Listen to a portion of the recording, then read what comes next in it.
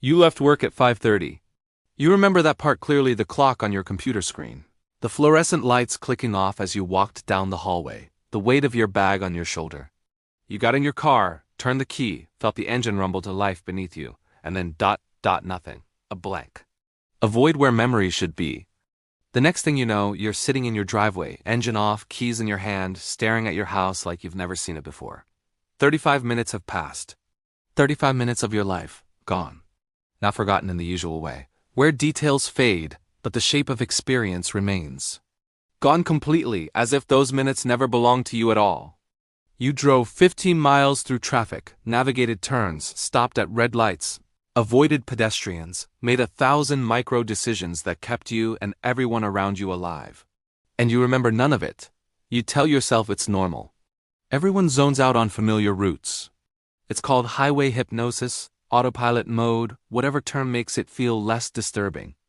But here, that's the question that lodges in your mind like a splinter you can't remove. If you do remember being conscious during those 35 minutes, were you actually conscious at all?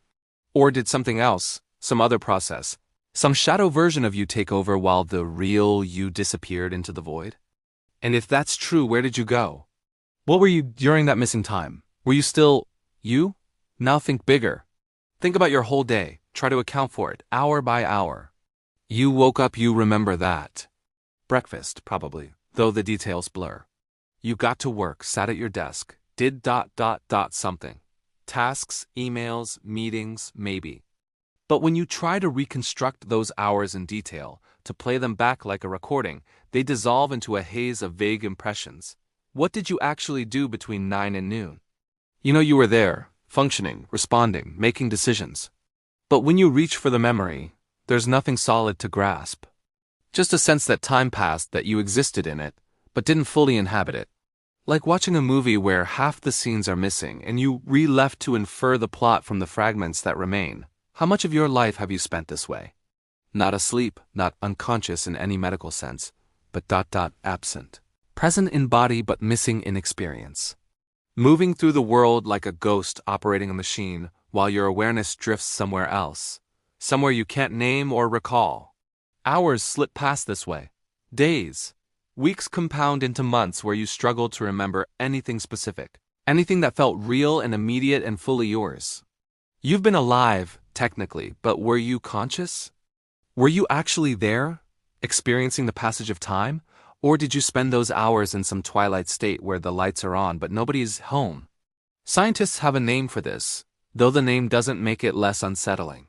They call it dissociation, or more specifically, the default mode network, a state where your brain continues to operate, to process information, and execute routines, but your conscious awareness disengages, retreating into a background hum of semi-consciousness. Your brain, it turns out, is extraordinarily good at running on autopilot. It can navigate complex environments, respond to social cues, perform intricate tasks, all while the part of you that narrates experience, that creates the sense of I am here now, doing this, switches off. Not entirely off, perhaps, but dim to the point where memory formation stops. Where the narrative thread of your life skips like a scratched record, leaving gaps you'll never recover. This isn't rare. This isn't pathological. This is happening to you right now, more often than you realize. Studies estimate that people spend up to 47% of their waking hours in a state of mind wandering, where attention drifts away from the present moment and conscious experience becomes diffuse, fragmented, barely encoded into memory. 47%. That means nearly half your life is spent in a state where you're not fully present, not fully conscious in the way you assume you are. You think you're living every moment of your existence, but the data suggests something far more disturbing. You're only intermittently aware of your own life flickering in and out of full consciousness like a light bulb on a failing circuit. Consider your commute again, but this time with a darker lens. During those 35 minutes of missing time, your brain was active. Your sensory systems were functional. Your eyes saw the road, the cars, the traffic lights. Your hands gripped the wheel, made corrections, responded to hazards. Information flowed in, decisions flowed out, and the machine of your body operated with precision. But you, the conscious observer, the narrator who says, I did this, were nowhere to be found. So who was driving? Not you. not in any meaningful sense. Something drove your body home, used your hands and eyes and reflexes. But it wasn't the part of you that experiences being you. It was an unconscious subroutine, a biological algorithm executing commands without awareness, without intention, without the presence of the self you believe yourself to be.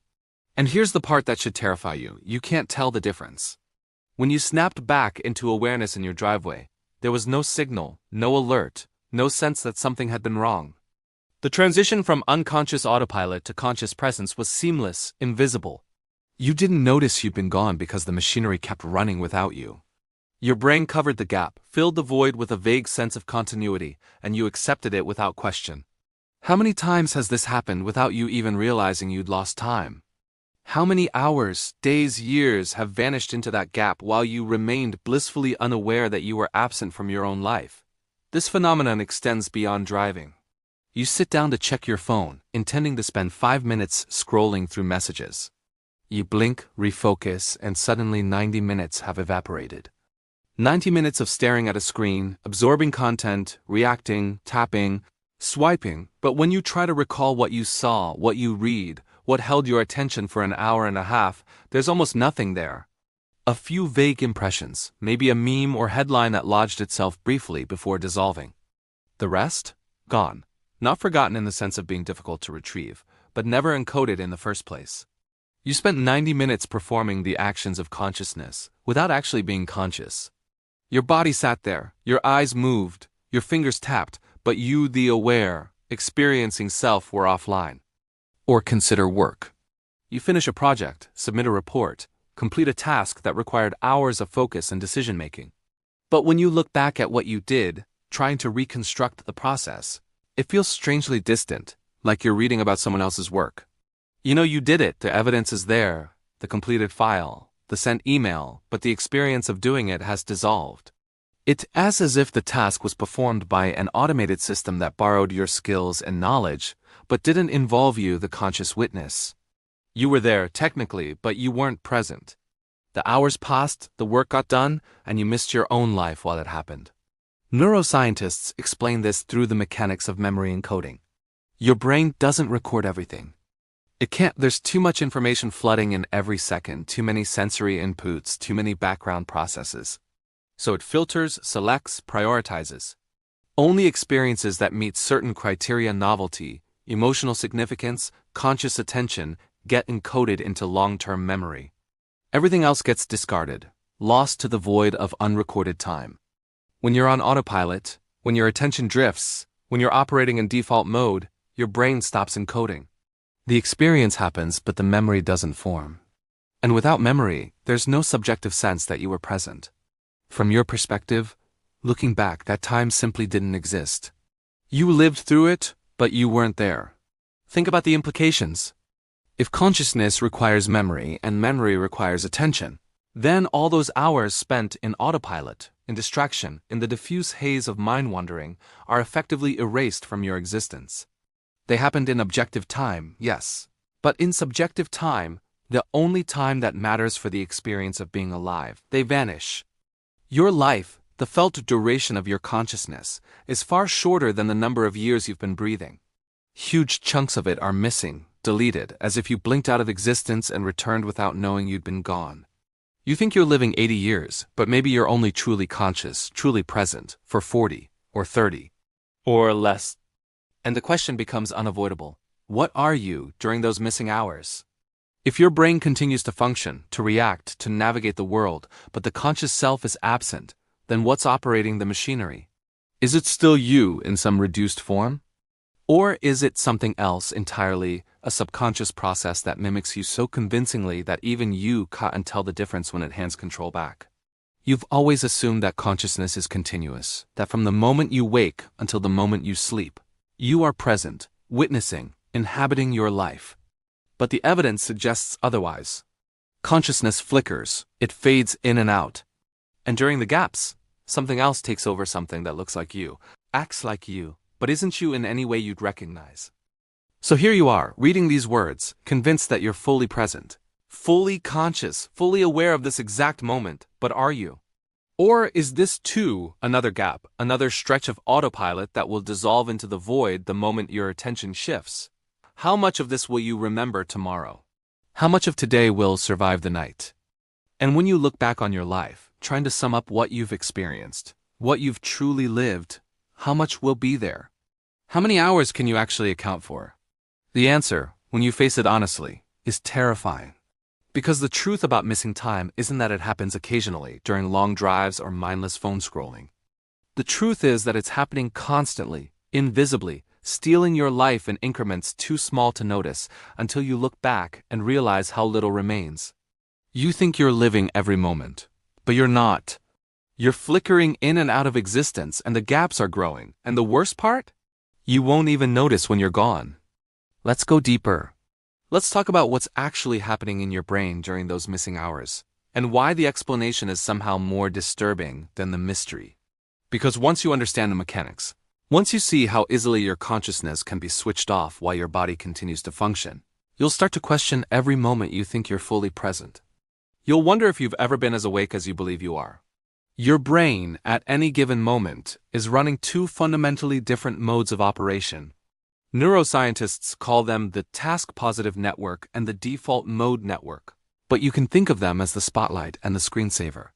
The task-positive network is what activates when you're focused, engaged, directing your attention toward a specific goal.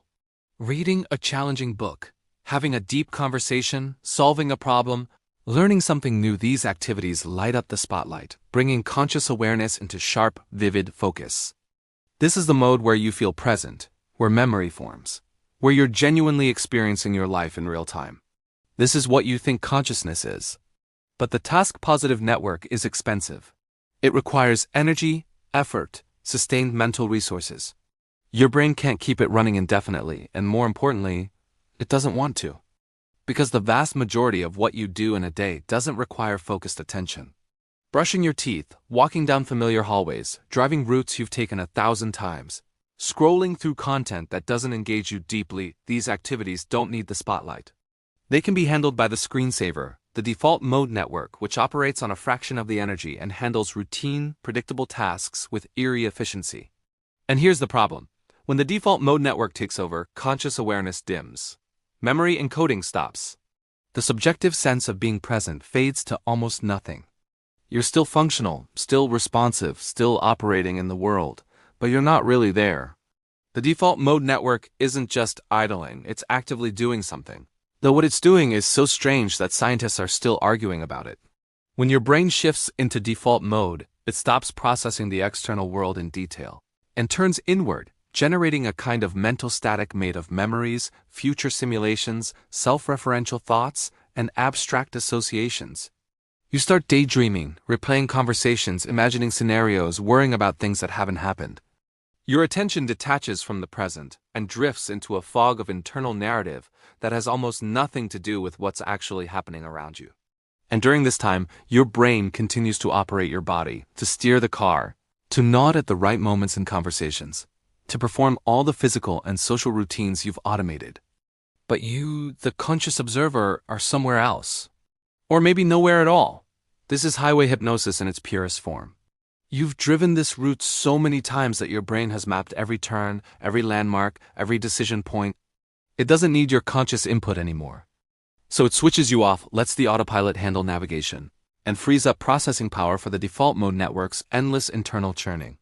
From the outside, you look awake, alert, responsive. Your eyes track the road, your hands adjust the wheel, your foot modulates pressure on the pedals with precision. But inside? You're gone. The conscious self, the part that says, I am here, doing this, has vacated the premises. And when you snap back into awareness 35 minutes later, sitting in your driveway with no memory of the journey, it's because there was no one there to form the memory. The autopilot drove you home and you missed the entire trip. Now here's where it gets darker. The transition between task-positive and default mode isn't something you control. It happens automatically, triggered by factors you barely understand: fatigue, routine, lack of novelty, emotional states, even blood sugar levels. Your brain is constantly making calculations about whether a given moment requires conscious attention, and most of the time it decides it doesn't, so it switches you off. Not entirely, not all at once, but gradually, imperceptibly, until you re-operating in a reduced state where subjective experience fades to a whisper and memory formation ceases.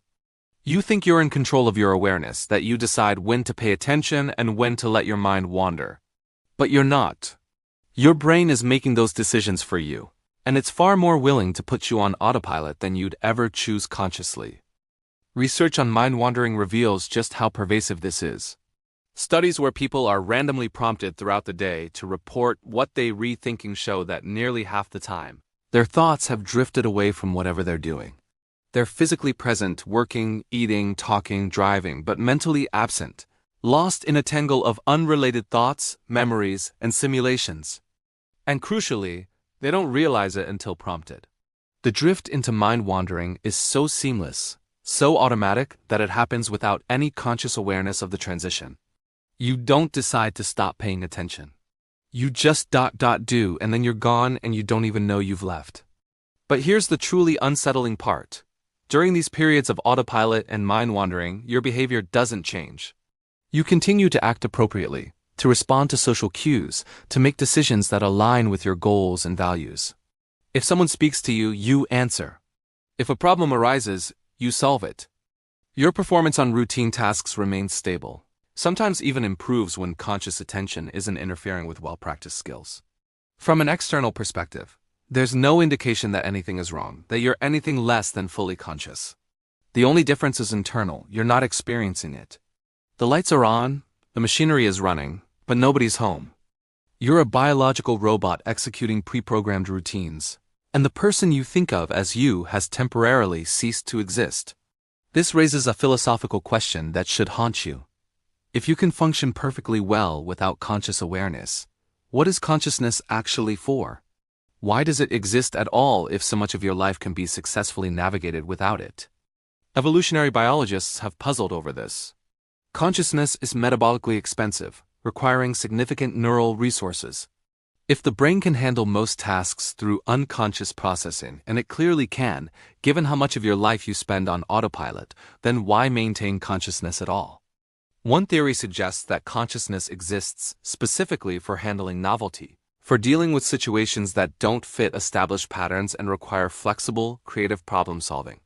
But if that's true, then consciousness is only necessary during the rare moments when something unexpected happens. The rest of the time, the bulk of your existence, it's optional, unnecessary. A luxury your brain can't always afford and often chooses to disable. Think about what this means for your sense of self. You believe you're a continuous, coherent entity, a unified consciousness that persists from moment to moment, day to day, year to year. But what if you're not? What if you actually a discontinuous process that flickers on during moments of novelty or challenge and switches off during routine? What if the you that exists right now reading these words is not the same you that will exist 5 minutes from now when your attention drifts and autopilot takes over? What if there is no continuous self at all, just a series of brief conscious episodes separated by vast stretches of unconscious functioning, with your brain stitching together the fragments into a false narrative of continuity? Memory is the key to this illusion. Your sense of being a continuous self depends entirely on memory, the ability to recall past experiences and project them forward, into a coherent life story. But if memory only forms during moments of conscious attention, and conscious attention is active less than half the time, then the story you're telling yourself is missing most of its chapters. You're creating a narrative of your life based on fragments, highlights, the rare moments when you were fully present. You think you've lived 30, 40, 50 years. But how much of that time can you actually remember? How much of it did you truly experience? Try this exercise right now. Think back to last Tuesday. What did you do? Not in general terms specifically. Hour by hour. Can you account for the time? You probably remember a few key events, maybe a meeting, a conversation, something unusual that broke the routine. But what about the gaps between those events? What did you do from 10 to 11, from 2 to 4? The hours dissolve into haze. You know you existed, that you were doing something, but the specifics are gone. And if you can't remember them, if there's no subjective experience associated with those hours, then in what sense did you actually live them? They happened to your body, yes, but did they happen to you? Now extend that backward. Think about last month. Last year, 5 years ago. The further back you go, the more your life compresses into a handful of memories separated by enormous voids. Birthdays, holidays, major life events, these stand out because they engaged your attention, activated the task-positive network, forced you into presence. But what about the ordinary days? The thousands of hours spent in routine, in transit, in passive consumption, in mind-wandering, they're gone. Not forgotten, because forgetting implies they were once remembered. They were never encoded in the first place. You spent that time in a reduced state of consciousness, and your brain decided it wasn't worth recording. From your subjective perspective, looking back, those hours might as well have never happened. You were unconscious in a very real sense, but you didn't even know it. This is why time seems to accelerate as you age. It's not that time itself moves faster, it's that you're encoding less of it. When you're young, everything is novel. Every experience engages attention, activates the task-positive network, gets recorded into memory. A summer feels like an eternity because every day is rich with new experiences, densely packed with moments you'll remember. But as you age, as life becomes routine, as you fall into predictable patterns, the default mode network takes over more and more. You spend increasing amounts of time on autopilot and memory formation drops. Months pass in what feels like days because you weren't present for most of them. You were absent, operating in screensaver mode, and your brain didn't bother to save the file. Subjectively from the inside, those months never happened. And this acceleration continues year after year until you look back at decades and find almost nothing there. The implications are staggering. If consciousness is intermittent, if you're only truly present for a fraction of your life, then what you call your life is actually a highlight reel with most of the footage missing. The continuous narrative you construct, the sense that you've been you all along, is a fiction your brain maintains by papering over the gaps with vague impressions and false continuity. You're not living a full, rich, present existence. You're flickering in and out like a malfunctioning signal, and the void between flickers is growing. So what do you do with this knowledge? How do you reclaim the missing time? The answer is both simple and impossibly difficult. You have to force yourself into presence. You have to actively resist the brain's tendency to switch into autopilot. You have to seek novelty, engage attention, break routines, do things that require conscious effort. Because the only hours you will ever truly live are the ones where you reawake enough to notice them, engaged enough to remember them. Everything else is lost time, missing time, hours that vanish the moment they pass. And right now, as you read this, your attention is already drifting. The default mode is creeping back in. And soon, very soon, you'll be gone again. The question is, will you notice when you disappear? Or will you slip away into the void like always, unaware that you've lost another hour, another day, another piece of your life you'll never get back? The clock is ticking. And you're not even watching it.